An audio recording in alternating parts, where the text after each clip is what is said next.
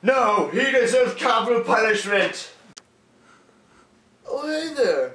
I didn't see you there. Sorry about that. Just capital punishment, injustices, just grind my gears.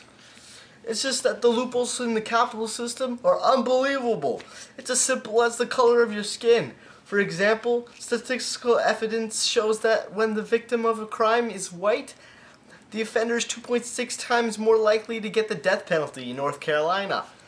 The Racial Justice Act allows offenders of inhumane crimes to state this evidence and possibly dodge a death sentence and trade it with life in jail without parole.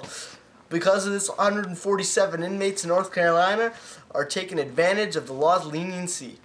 State courts will be held up in hearings where arguments are focused on statistics and not their terrible actions.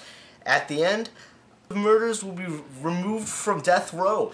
This is just one of many flaws and loopholes in the capital punishment system.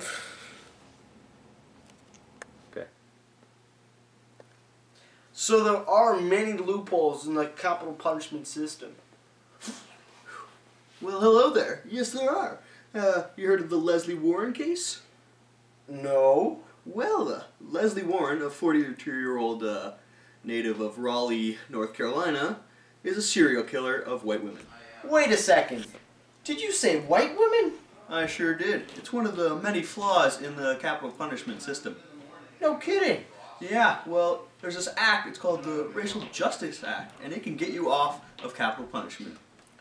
What? So what happened in this story? Well, in the Leslie Warren case, what he used to fight his case was the Racial Justice Act. What he said was, What the hell? Yeah, anyways, the RJA Act is based off a person's actions and not who the actions were performed on, such as white or black. Those murders should be treated equally. So that's what Leslie Warren used to get off. Or not get off, but still get into prison with a life sentence and no parole. But still, capital punishment vetoed? True.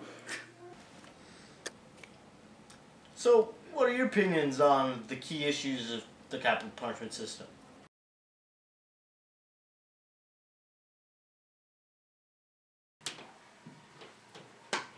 Well, yes, there are many key issues. One of them being execution of the innocent.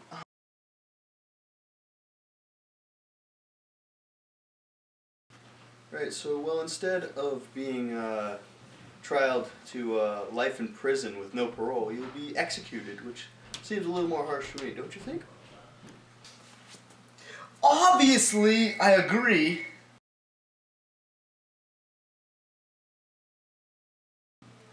Another issue would be whether the law or the government has the right to see if a person can live or die. Wouldn't you agree?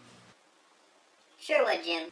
A third and final issue with capital punishment is its higher expenses. It's very expensive for pre-trial.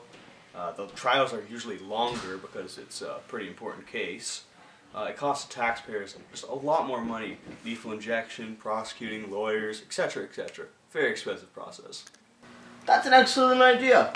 Now follow me to my cellar and we're going to show you a little bit about prison.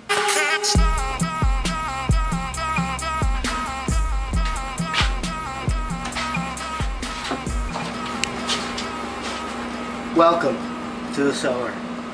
Well, if you look at the big picture of capital punishment, it's kind of the easier way out. Wouldn't you agree? Wouldn't you rather? Don't you think it would be more justified if you would have lived in a cellar for the rest of your life with no parole? That would be the bigger punishment if you ask me. Now Cameron, come over here. I want you to get close up on these walls. Look at these walls. That is prison. And it's very cold.